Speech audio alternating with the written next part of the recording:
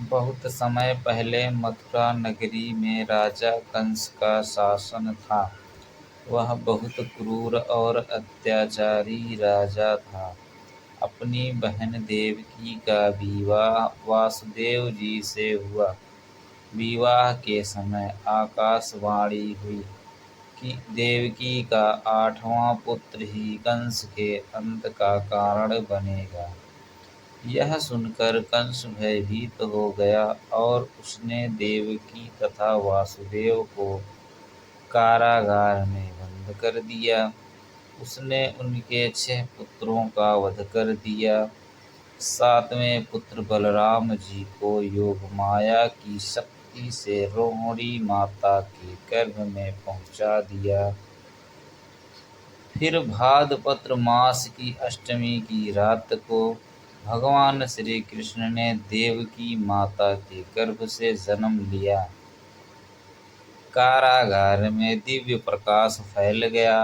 वासुदेव ने भगवान के आदेश से उन्हें गोकुल में नंद बाबा और यशोदा माता के घर पहुंचा दिया। गोकुल में उस दिन आनंद ही आनंद छा गया। हर ओर बधाइयाँ गाने जाने लगी और सभी लोग कान्हा के दर्शन के लिए आने लगे। पूतना राक्षसी का कंस को जब पता चला कि कृष्ण गोकुल में है, तो उसने उन्हें मारने के लिए कई राक्षस भेजे। उनमें से एक पूतना थी। पूतना सुंदर स्त्री का रूप बनाकर गोकुल पहुंची और बाल कृष्ण को उठाने लगी। लेकिन भगवान कृष्ण सब जानते थे। उन्होंने अपनी दिव्य शक्ति से पूतना का अंत कर दिया। गोकुल के लोग देखकर आश्चर्य रह गए। उन्हें समझ आ गया कि यह बालक साधारण नहीं है। माखन चोरी की प्यारी लीला। बाल कृष्ण बहुत नटखट थे। उन्हें माखन बहुत पसंद था। वे अपने मित्रों के साथ मिलकर घर घर जाते और माखन की मटकी तोड़कर माखन खाते। गोपियों बार बार यशोदा मैया से शिकायत करती, मैया आपका कान्हा बहुत शरारती है। यशोदा मैया कृष्ण को समझाती, लेकिन कान्हा अपनी मासूम मुस्कान से सबका मन जीत लेते। एक दिन यशोदा मैया ने कृष्ण को माखन खाते पकड़ लिया। उन्होंने उन्हें डांटना चाहा, लेकिन कान्हा की भोली आँखों को देखकर उनका हृदय प्रेम से भर गया। मिट्टी खाने की लीला। एक बार कृष्ण अपने मित्रों के साथ खेल रहे थे। दोस्तों ने शिकायत की कि कृष्ण ने मिट्टी खाई है। यशोदा मैया ने कहा, कान्हा अपना मुंह खोलो। जब कृष्ण ने मुंह खोला तो यशोदा मैया ने उसमें पूरा ब्रह्मांड देखा। वह आश्चर्य में पड़ गई, लेकिन भगवान की माया से फिर उन्हें अपना छोटा सा कान्हा ही दिखाई देने लगा। कालिया नाग की लीला।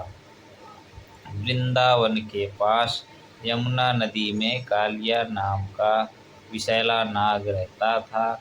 उसके कारण नदी का जल दूषित हो गया था और सभी जीव परेशान थे। एक दिन श्री कृष्ण अपने मित्रों के साथ खेलते हुए यमुना किनारे पहुँचे। उन्होंने कालिया नाग को देखा और उसे सबके परेशान करने से रोका। कृष्ण ने कालिया नाग पर विजय प्राप्त की और उसे यमुना छोड़कर जाने का आदेश दिया। कालिया नाग ने श्री कृष्ण को शक्ति को पहचाना और वहां से चला गया।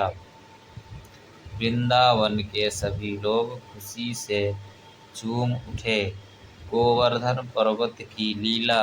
वृंदावन के लोग हर वर्ष इंद्रदेव की पूजा करते थे। श्री कृष्ण ने उन्हें समझाया कि हमें प्राकृतिक गायों और गोवर्धन पर्वत का सम्मान करना चाहिए, क्योंकि वही हमारा पालन करते हैं। यह देखकर इंद्रदेव क्रोधित हो गए और उन्होंने वृंदावन में तेज वर्षा शुरू कर दी। लोग डर गए और श्री कृष्ण की शरण में आए। तब कृष्ण ने अपनी छोटी उंगली पर गोवर्धन पर्वत उठा लिया और सभी ग्वालों, गायों और वृंदावन वासियों को उसके नीचे सुरक्षित स्थान दिया। 7 दिनों तक कृष्ण ने सभी की रक्षा की। अंत में इंद्रदेव को अपनी गलती का एहसास हुआ और उन्होंने श्री कृष्ण से क्षमा मांगी। यह कहानी पसंद आई हो तो चैनल को लाइक और सब्सक्राइब करें। धन्यवाद।